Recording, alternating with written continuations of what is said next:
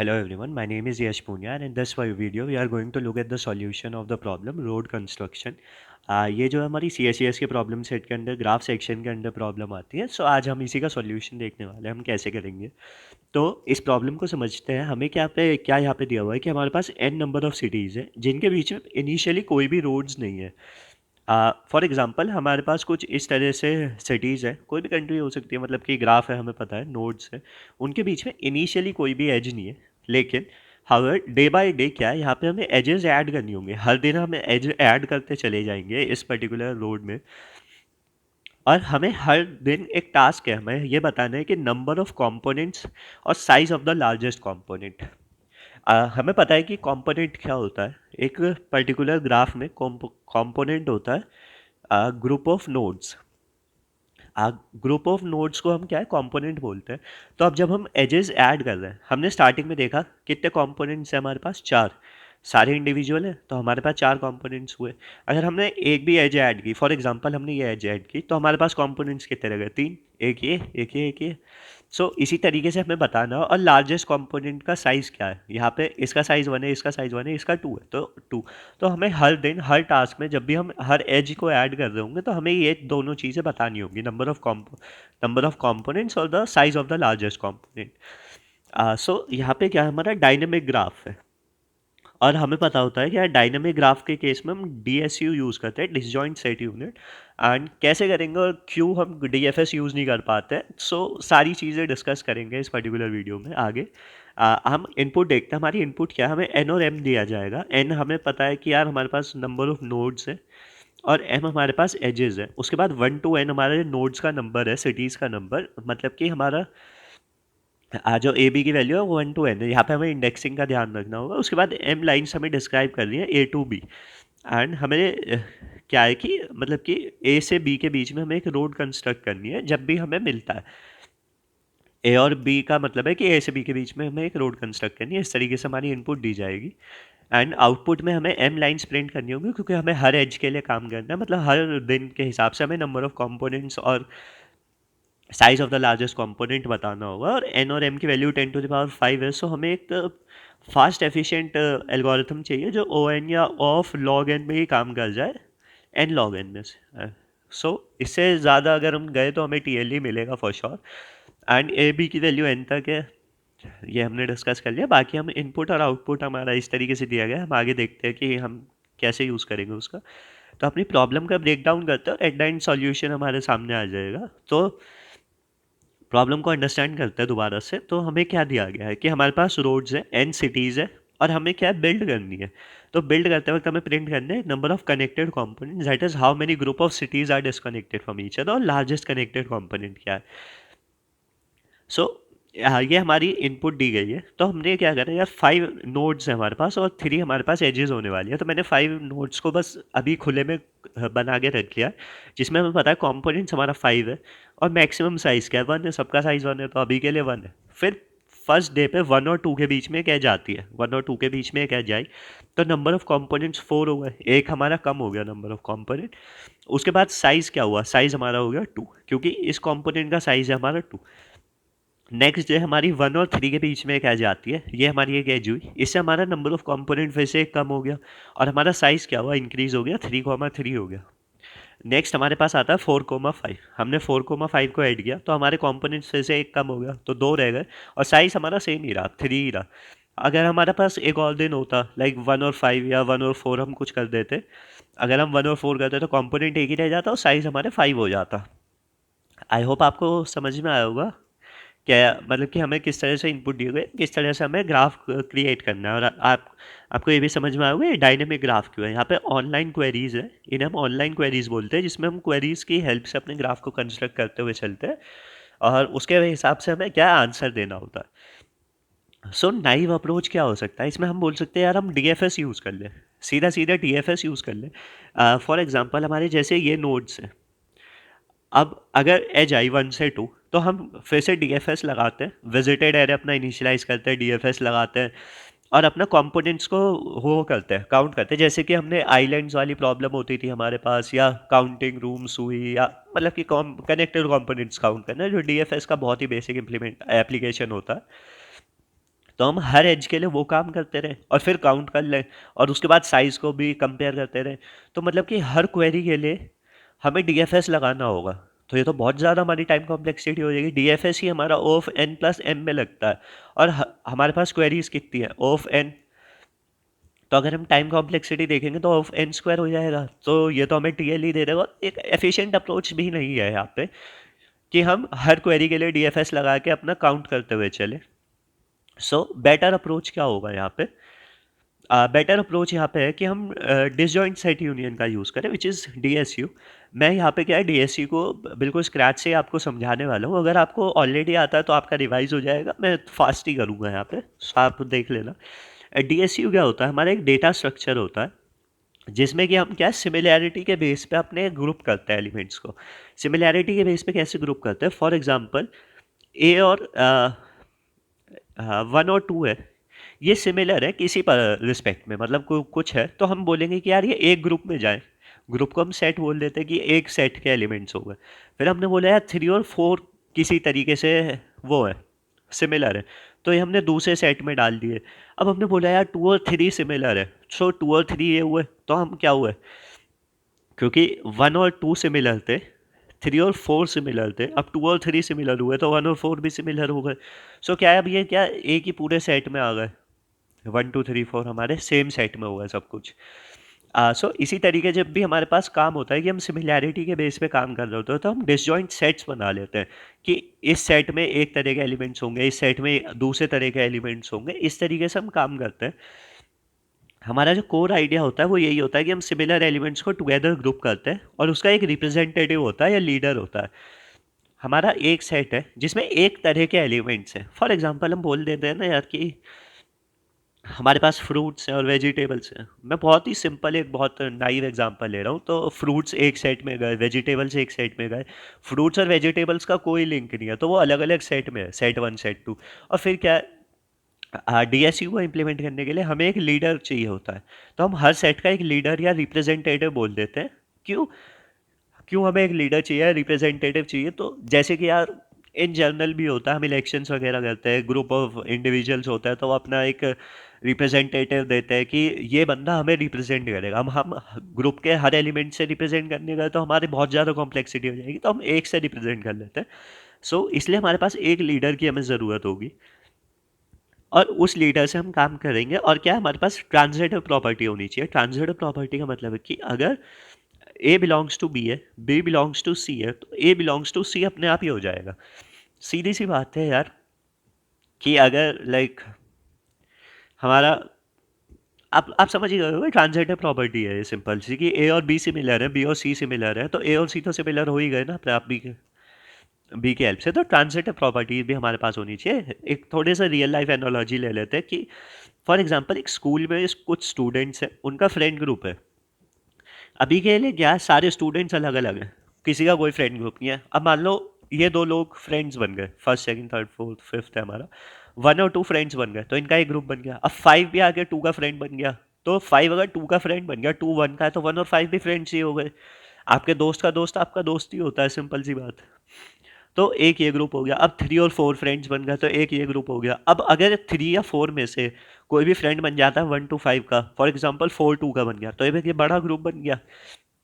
सो इस तरह के जो हमारी वो होता है, इसी को हम डिसजॉइंट सेट यूनियन बोलते हैं। ज़रूरी नहीं कि हमेशा मर्ज हो जाते हैं, हो सकता है एक सेट ऑफ ग्रुप्स ये है, एक सेट ऑफ ग्रुप ये है, दोनों की अलग प्रॉपर्टीज़ है, अलग एलिमेंट्स है। सो हमने वो अलग अलग रखा हुआ। आई होप आपको ये वाली चीज़ समझ आई होगी। और डीएसयू क्या है, हमने देखा था कि एक डेटा स्ट्रक्चर। डेटा स्ट्रक्चर का मतलब क्या होता है कि हम किसी तरीके से अपने डेटा एलिमेंट्स को स्टोर कर रहे हैं। अब किसी तरीके से डेटा एलिमेंट्स को स्टोर करने का मतलब है कि हम कुछ तो उसमें एपीआईज दे रहे होंगे। एपीआईज का सिंपल मतलब होता है कि कुछ, मतलब कि अपने ऑपरेशंस दे रहे होंगे। सो हमारे ऑपरेशंस क्या है, हमारे पास एक होता है फाइंड ऑपरेशन और एक होता है मर्ज। फाइंड क्या करता है कि लीडर को फाइंड करके लाता है। अब जैसे मैंने बोला था कि यार एक ऐसे ग्रुप ऑफ सेट है, अब इस सेट का लीडर कौन है? सो फाइंड ऑपरेशन उस सेट के लीडर को लेके आता है। मर्ज क्या करता है, अब जैसे हमने देखा था कि ये 2 ग्रुप है, अब अगर कोई भी किसी का फ्रेंड बन जाता है फॉर एग्जांपल, तो अब ये दोनों ग्रुप मर्ज करने होंगे। सो हमारे पास दो ही ऑपरेशन होंगे, मर्ज करेंगे और लीडर को फाइंड करेंगे अपने इस डीएसयू के डेटा स्ट्रक्चर के अंदर। हम ये पूरा एग्जांपल क्या है ड्राई रन के साथ समझेंगे तो आपको क्लियर हो जाएगा। हमने देखा कि 6 एलिमेंट्स है हमारे, और सभी ने अभी के लिए अपना ग्रुप बनाया हुआ है, और मैंने ये पेरेंट एरे से रिप्रेजेंट किया है। पेरेंट एरे का मतलब है कि कौन किसका लीडर है। फॉर एग्जांपल अभी यहाँ पे इंडेक्सिंग कुछ इस तरीके से होगी, तो इसका मतलब 5 का ही एलिमेंट है, 4 मतलब अभी के लिए सब अपने ही पेरेंट है, कोई किसी का नहीं है, सब अपने ही पेरेंट है। उसके बाद हम कुछ ऑपरेशंस परफॉर्म करना स्टार्ट करते हैं। हमने कहा यूनियन करो 2 और 3 का। यूनियन किया हमने 2 और 3 का, तो या तो 2 3 को फॉलो करने मतलब कि यहाँ पे क्या है, लीडर फॉलोअर वाला काम हो रहा होता है। वही एक एलिमेंट लीडर को फॉलो करने लगता है। कोई भी लीडर हो सकता है, कोई भी फॉलोअर हो सकता है। फॉर एग्जांपल हमने यहाँ पे 2 को फॉलोअर बनाया, और 2 क्या है, 3 जो हमारा लीडर है उसे फॉलो कर रहा है। आई होप आपको ये वाली चीज़ क्लियर हुई होगी। और हमने यहाँ पे अपना पेरेंट एरे में भी ये क्या इनिशियलाइज कर दिया, 2 का पेरेंट 3 है। ये वाली चीज़ हमने यहाँ पे डाल ली, और 3 अपने ही पेरेंट है अभी के लिए, सो यहाँ पे हमने वही डाला हुआ है। एंड नेक्स्ट हमने देखा कि हम यूनियन करते हैं 3, 4 का। 3, 4 का यूनियन जब हम करने चले, पहले आप ये ध्यान रखिए 2, 3 हमारा इस तरह से आया। काम हम पेरेंट एरे में ही कर रहे हो, ये विजुअलाइज करने के लिए ज़्यादा इंपॉर्टेंट है, हमें क्या है, चीज़ें दिख जाती हैं इस तरीके से। अब 3, 4 हमें करना है। हमने देखा 2 और 3 ऑलरेडी है, 3 और 4 करा। सो मैंने पिंक से रिप्रेजेंट की हुई है जो भी नई एज आती है हमारी। सो अब 3 क्या है, वो फॉलो करने लगता है 4 को, जो कि अब इस ग्रुप का लीडर हो गया। पर अभी के लिए यहाँ पे हम देखेंगे, सो 2 3 को ही फॉलो कर रहा है, 3 4 को करने लगा, 4 अपने आप को ही कर रहा है। आई होप आपको ये वाली चीज़ भी क्लियर हुई होगी जब हमने यूनियन किया 3, 4 का। सो इस तरीके से हमारा काम होने लगा। एंड उसके बाद हम देखते हैं, अब यूनियन करते हैं 1 और 5 का। अब 1 और 5 क्या है, इस ग्रुप से बिल्कुल अलग है, तो हमने एक अलग उनका ग्रुप बनाया, सेट अलग हुआ, एक ये सेट अलग हुआ।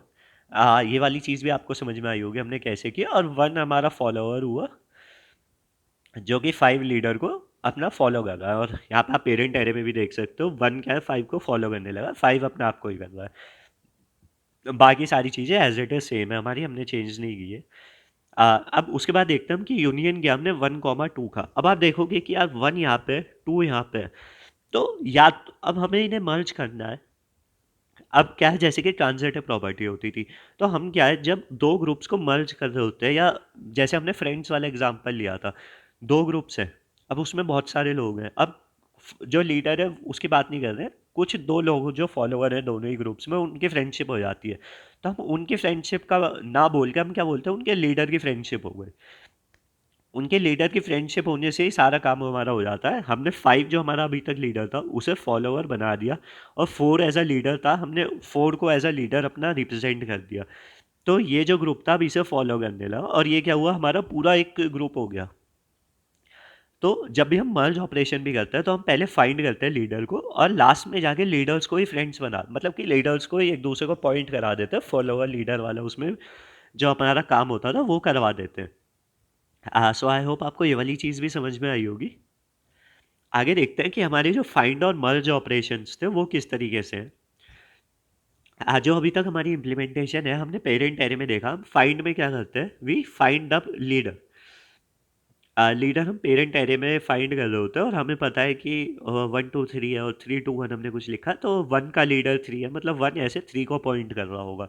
ऐसे ही 2 2 को पॉइंट कर रहा है, 3 1 को कर रहा है। मतलब यहाँ तो गलत मैंने एग्जांपल ले लिया, पर इस तरीके से ही काम हो रहा होता है।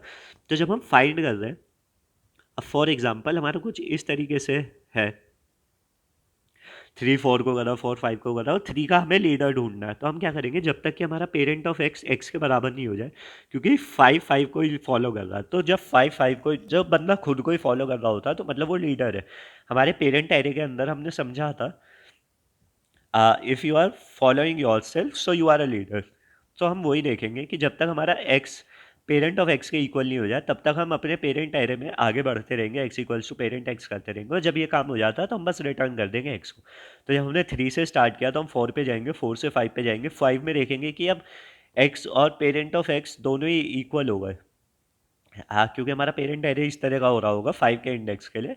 सो जब ये वाला काम हो जाता है तो बस हम अपने लीडर को जो है रिटर्न कर देंगे। उसके बाद हम अपना मर्ज ऑपरेशन देखते हैं। मर्ज ऑपरेशन में हमें क्या करना है, हमें दो एलिमेंट्स लेने हैं, इंट एक्स और इंट वाई। हो सकता है कुछ इस तरह का हमारा एक ग्रुप हो और एक ग्रुप हो हमारा इस तरह का। अब इसके इस वाले एलिमेंट और इस वाले एलिमेंट की फ्रेंडशिप हो जाती है, मतलब कि हम रिप्रेजेंट कर रहे हैं, सिमिलर हो जाते हैं। मैं फ्रेंडशिप बस ऐसे ही बोल रहा हूँ, सिमिलर हो जाते हैं किसी तरीके से। और हमें मर्ज करना है, तो हम इस पूरे ग्रुप को और इस पूरे ग्रुप को मर्ज करेंगे। तो अब सिर्फ इन दोनों को मर्ज करने का तो कोई पॉइंट नहीं होता, हम उनके लीडर्स को मर्ज करते हैं। तो हमने देखा था लीडर को हम कैसे ढूंढते हैं, हम फाइंड ऑपरेशन से हम लीडर को ढूंढेंगे। एल एक्स और एल वाई हमारे होंगे। एल एक्स क्या है, एक्स का लीडर, एल वाई क्या है, वाई का लीडर। और अगर इनके लीडर सेम नहीं होते हैं तो हम उनके अपना वही parent of L x L y हो जाएगा, या फिर parent of L y L x हो जाएगा। एक ही बात है, दोनों में से हम किसी को भी पेरेंट बना सकते हैं फिलहाल के लिए। हमने अभी ऑप्टिमाइजेशंस नहीं देखी है, सो हम ये वाला काम कर देते हैं। आई होप आपने ये चीज़ देखी होंगी कि मर्ज और फाइंड ऑपरेशन कैसे काम करता है हमारा। बट यहाँ पे क्या है, इस इम्प्लीमेंटेशन में बहुत ज़्यादा प्रॉब्लम्स है। हम इन इम्प्लीमेंटेशंस को यूज़ नहीं कर पाएंगे, हमें थोड़ी सी ऑप्टिमाइजेशंस करनी पड़ेंगी यहाँ पे। और इनमें प्रॉब्लम क्यों है, ये वाली चीज़ देखते हैं।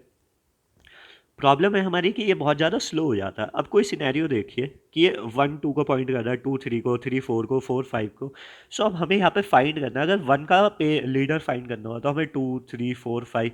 तो एक फाइंड ऑपरेशन हमारा ओ एन लेगा, सेम दोबारा हमें करना पड़ा ओ एन। तो एक मर्ज या फिर एक फाइंड ऑपरेशन हमारा ऑफ एन टाइम ले जा रहा है। और फिर हमें जो हमारा जैसे कि ग्राफ है, एजेस को मर्ज भी करना है सिमिलैरिटी के बेस पे, तो फिर वो ओ एन, तो हमारा क्या है, ओ एन स्क्वायर हो जाती है टाइम कॉम्प्लेक्सिटी। सो बहुत स्लो हो जाता है, तो हम नहीं कर सकते ये वाला काम।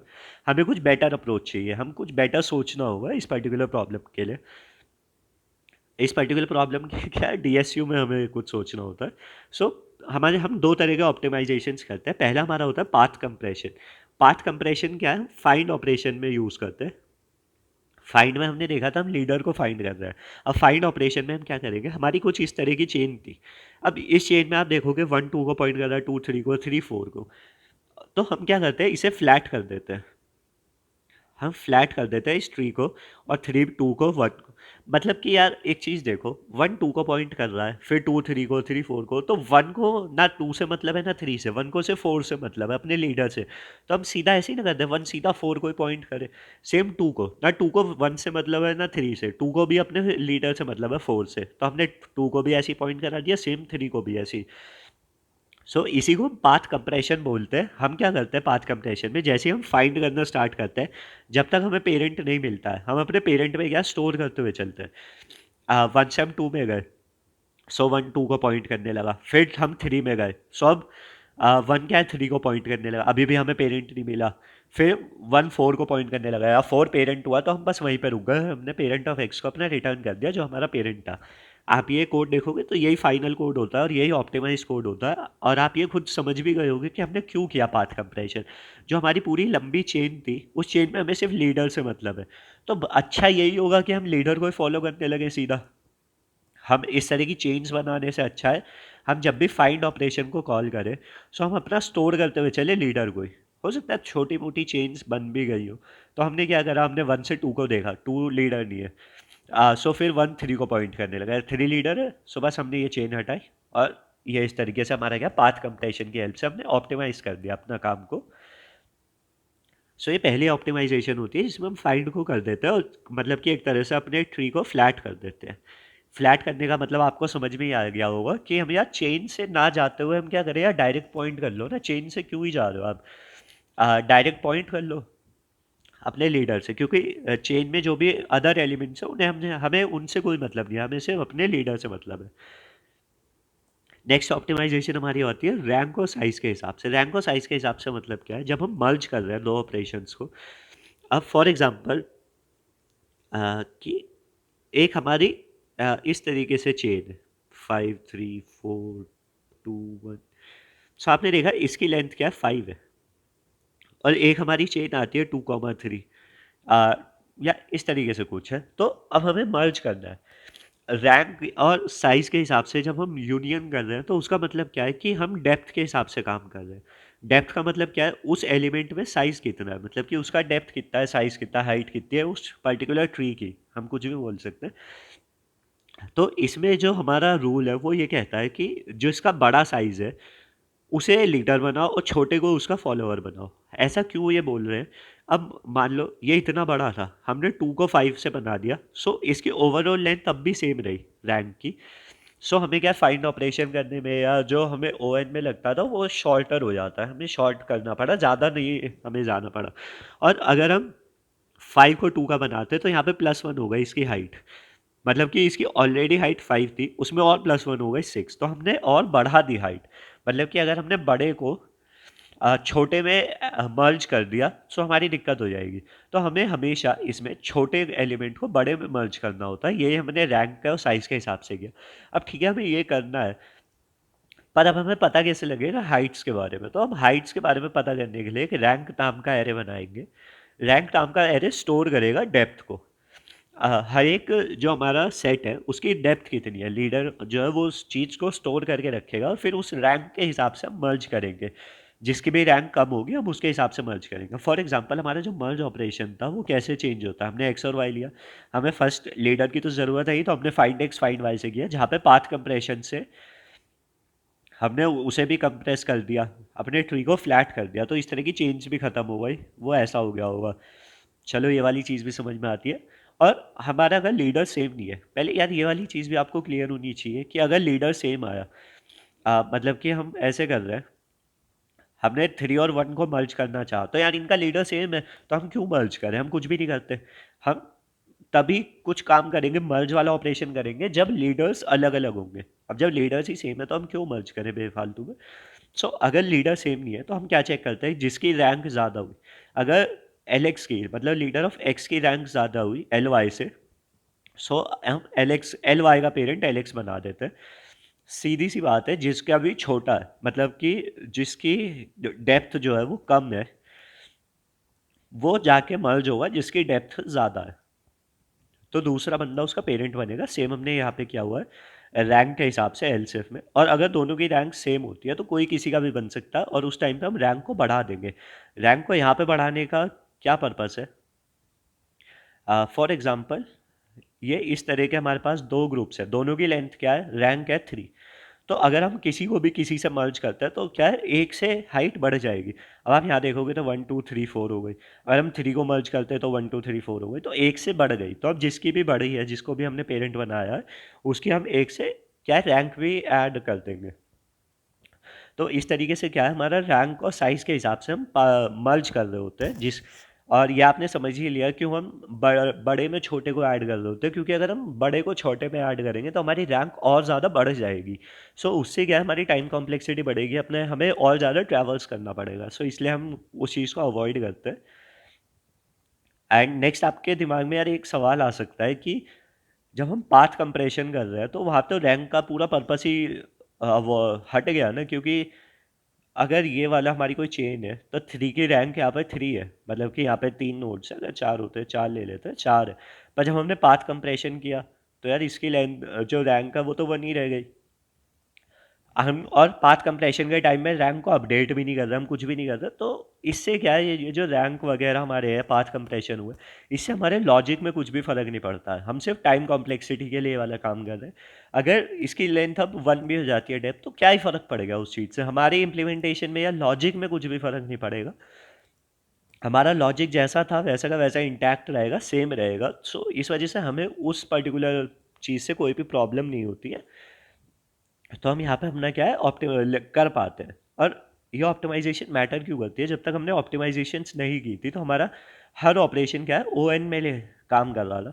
पर ऑप्टिमाइजेशन होने के बाद ये क्या है, अमोर्टाइज्ड टाइम कॉम्प्लेक्सिटी हो जाती है। अमोर्टाइज टाइम कॉम्प्लेक्सिटी का मतलब क्या होता है, हम एल्फा ऑफ एन एक मतलब कि फंक्शन से इसे रिप्रेजेंट करते हैं जिसे हम इनवर्स एकरमैन फंक्शन बोलते हैं, जो कि एक्सट्रीमली स्लो चलता है। मतलब कि हम इस पर्टिकुलर का टाइम कॉम्प्लेक्सिटी फाइंड आउट नहीं कर सकते डीएसयू की टाइम कॉम्प्लेक्सिटी फाइंड आउट करने के लिए हाँ हमें क्या है अमोर्टाइज टाइम कॉम्प्लेक्सिटी करनी पड़ती है। एंड अमोर्टाइज टाइम कॉम्प्लेक्सिटी में एक है एल्फा ऑफ एन में आता है, जो कि एक इनवर्स अकरमैन फंक्शन होता है, जो कि बहुत स्लोली क्या है ग्रो करता है। तो मतलब कि कुछ टेस्ट केस के लिए कांस्टेंट टाइम ही हो जाता है, मतलब कि इतना स्लो अपना क्या आगे बढ़ता है कि हम इसे कांस्टेंट टाइम में ही बोल सकते हैं कि कांस्टेंट टाइम में ये काम कर रहा है।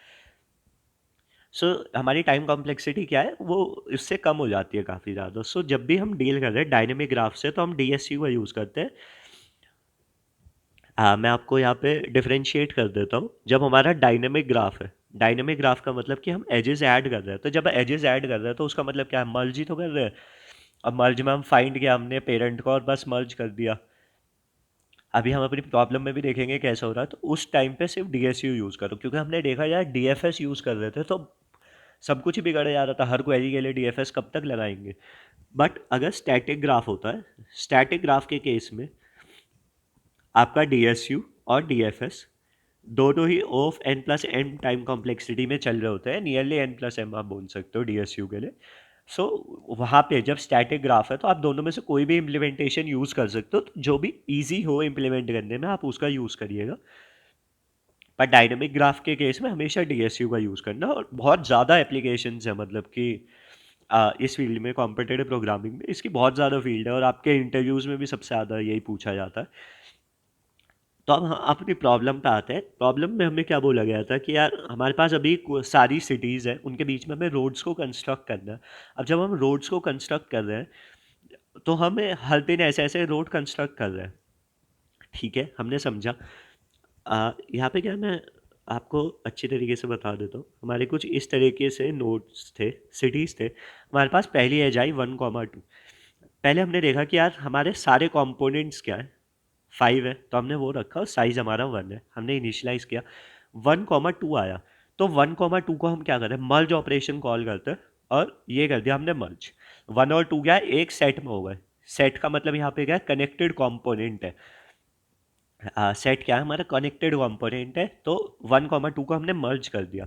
अब जब हमने कोई भी मर्ज किया, मर्ज ऑपरेशन परफॉर्म हुआ है, तो मतलब कि दो कंपोनेंट्स मर्ज हुए होंगे, तो जितने भी नंबर ऑफ कंपोनेंट्स हमारे पास थे वो -1 हो गया होगा। सो 5 -1 हमारा 4 हो गया होगा। आई होप ये वाली चीज़ आपको समझ में आई होगी। जब भी हम मर्ज कर रहे हैं तो मर्ज में हो सकता था बड़े बड़े ग्रुप्स भी मर्ज हो जाए। अब ये कंपोनेंट है, ये कंपोनेंट है, मर्ज हो गए, एक एक कंपोनेंट हो गया, तो दो से एक बन गया, तो हमारे जो कंपोनेंट्स का काउंट था वो एक से कम हो गया। सो जब भी हमने मर्ज कर पाए, मर्ज हम कब कर पाते हैं, जब उनके लीडर्स अलग होते हैं, तो उस टाइम पे हमारे कंपोनेंट सेम हो गए। अब फॉर एग्जाम्पल 1 और 3 को ही बोल दे, सो और उसके बाद 2 और 3 को ही एज बोले, तो हमारे कंपोनेंट्स तो फर्क नहीं पड़ेगा ना, क्योंकि हमारे क्या लीडर्स तो सेम ही है, हम मर्ज कुछ कर ही नहीं पाए, सो हम वहाँ पे कुछ भी नहीं करते। सो आई होप आपको ये वाली चीज़ समझ आई होगी, और ये हमारा अब तक का सेट हो गया। हम अपना डिसजॉइंट सेट यूनियन से यहाँ पे काम कर रहे हैं। तो हमारे कनेक्टेड कंपोनेंट्स कैसे चेंज हुए, वो वाली चीज़ आपको समझ आई होगी, क्योंकि जब भी हमने मर्ज किया तो दो कंपोनेंट से एक कंपोनेंट हुआ, वो हुआ। उसके बाद हमारे पास साइज़ है।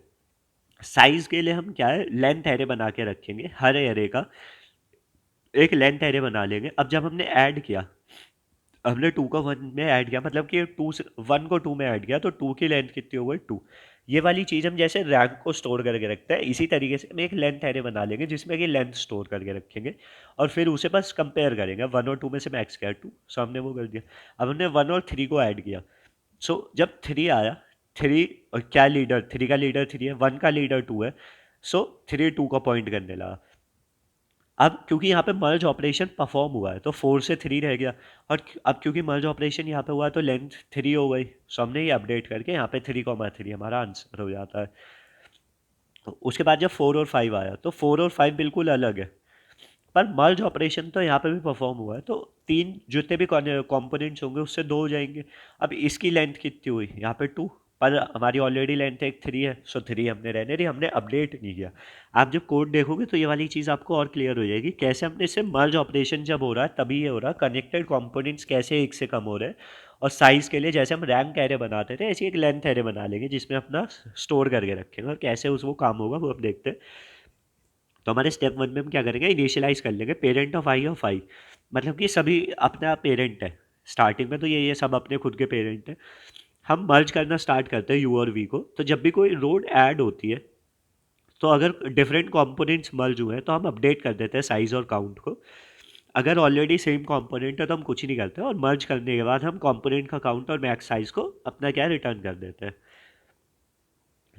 कोड देखते हैं, कोड देखकर आपको पूरा क्लियर हो जाएगा हमने कैसे किया। ये कोड क्या है, सी प्लस प्लस में मैंने लिखा हुआ है, आप जावा या पाइथन जिसमें भी आप करना चाहते हैं आप कर सकते हैं।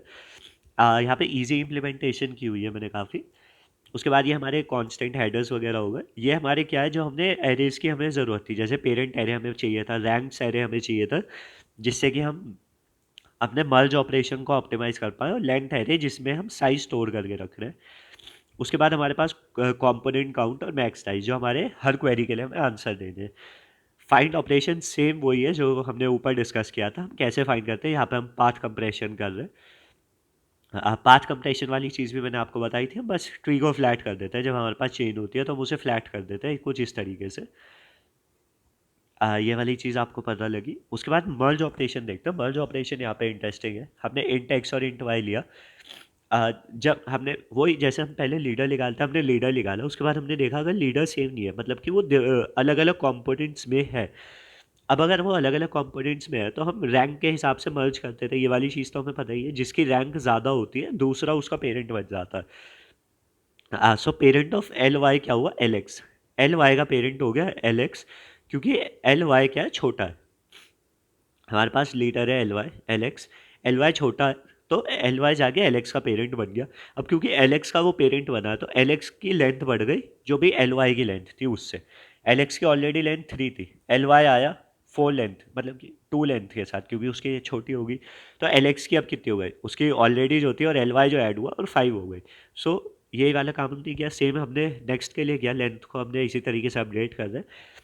और अगर दोनों ही सेम होता है तो हम किसी की भी बढ़ा देंगे, जिसे भी हम लीडर बना रहे हैं उसकी हम रैंक बढ़ाते हैं और उसका ही फिर हमने लेंथ एरे बना दिया।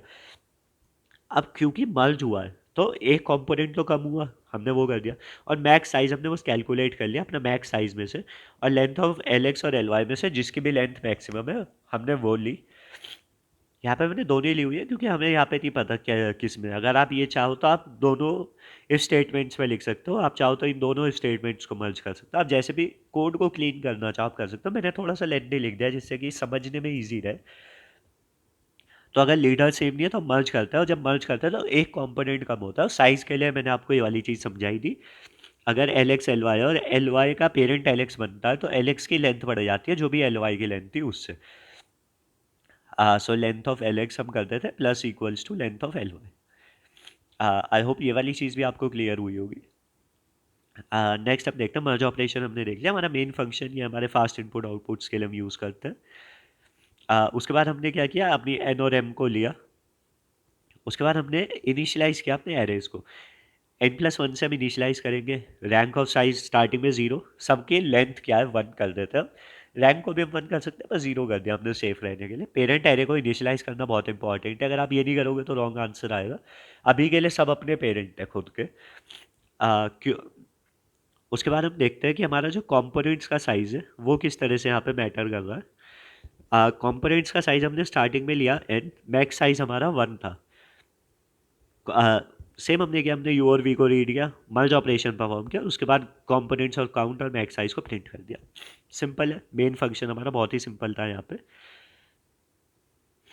नेक्स्ट देखते हैं टाइम कॉम्प्लेक्सिटी हमारी क्या होने वाली है इस पर्टिकुलर स्टेट में। जो हमारा फाइंड ऑपरेशन है वो अल्फा एन में हो रहा है। Alpha and nearly constant time में ही हमें दे देता है, क्योंकि हमने अल्फा एन देखा कि क्या है, इनवर्स अकरमेंट फंक्शन है। इसका आप प्रूफ वगैरह अपना विकिपीडिया वगैरह पे देख सकते हो, मैं यहाँ पे डिस्कस नहीं करूँगा क्योंकि बहुत लेंथी हो जाएगा, पर आप बस ये देख सकते हो। समझने की बात है कि बहुत स्लो ग्रो करता है, बहुत ही ज़्यादा स्लो ग्रो करता है, जिससे कि वो एक तरह से कांस्टेंट ही हो जाता है। सेम मर्ज भी हमारा अल्फा एन में ही हो रहा है, और टोटल टाइम हमारा क्या हुआ, एम टाइम्स अल्फा एन। सो हमारा एक तरह से एम प्लस एन ही आप बोल सकते हो, उसमें हमारी टाइम कॉम्प्लेक्सिटी होगी। स्पेस कॉम्प्लेक्सिटी हमारी ऑफ एन हुई। यहाँ पे मैंने लिख दिया अल्फा इन क्या है, हमारा सुपर स्लो ग्रोइंग फंक्शन है, तो प्रैक्टिकल पर्पसेस के लिए कंसिडर इसे एक तरह से कांस्टेंट ही कंसिडर कर लिया जाता है। सो आपको यहाँ पे टाइम कॉम्प्लेक्सिटी और स्पेस कॉम्प्लेक्सिटी भी समझ में आई होगी। एंड आई होप आपको डीएसयू समझ में आया होगा। मैंने बिल्कुल स्क्रैच से आपको सारी चीज़ें बता दी हैं, उसमें हम कैसे हम ऑप्टिमाइजेशंस करते हैं, क्यों हम ऑप्टिमाइजेशंस करते हैं, और सारे उसके जितने भी क्वेश्चंस हो सकते हैं मैंने आपको आंसर किया। उसके बाद हमने देखा कि कंपोनेंट्स को जब हम मर्ज करते हैं तो एक कंपोनेंट हमेशा कम हो जाएगा, और जब मर्ज कर रहे हैं तो दूसरे की जिसे भी पेरेंट हम बना रहे हैं उसकी लेंथ इंक्रीज हो जाएगी। उसी से हम साइज को डिटरमाइन कर रहे हैं एट एंड क्या रैंक कह रहे हैं वगैरह, तो उस सारी चीज़ों को समझा, पाथ कंप्रेशन और रैंक्स वगैरह को। सो ये इस पर्टिकुलर प्रॉब्लम का सॉल्यूशन है। सो अगर आपको सॉल्यूशन अच्छा लगा तो आप प्लीज़ वीडियो को लाइक कर दीजिएगा, और आप कमेंट कर सकते हैं जो भी चीज़ आपको अच्छी लगे। बाकी आप चैनल को सब्सक्राइब कर लेना, क्योंकि मैं सी एस का ये पूरा प्रॉब्लम सेट लगभग डाल ही चुका हूँ। थोड़े बहुत क्वेश्चन और बचे ग्राफ सेक्शन के, वो मैं डाल के हम क्या अपना कोड फोर्सेस की तरफ मूव ऑन करेंगे। क्योंकि मेन पर्पस तो कोड फोर्सेस पे जाके अपनी रैंक की इम्प्रूव करना है, जिससे कि हमारे कॉन्टेस्ट में रैंक्स बढ़े और अपना जॉब्स हमारी ईजियर हो ग्रैब करनी। और ये हमें पता ही है कि यार डीएस से नॉर्मल कोई भी नहीं पूछता आजकल, कोड फोर्सेस वाले ही सब लोग पूछ रहे हैं, कॉम्पिटेटिव प्रोग्रामिंग वाले ही। सो हम उसी को बहुत अच्छी तरीके से समझेंगे और आगे बढ़ेंगे। So that's it for this video, and see you in the next video. Have a nice day.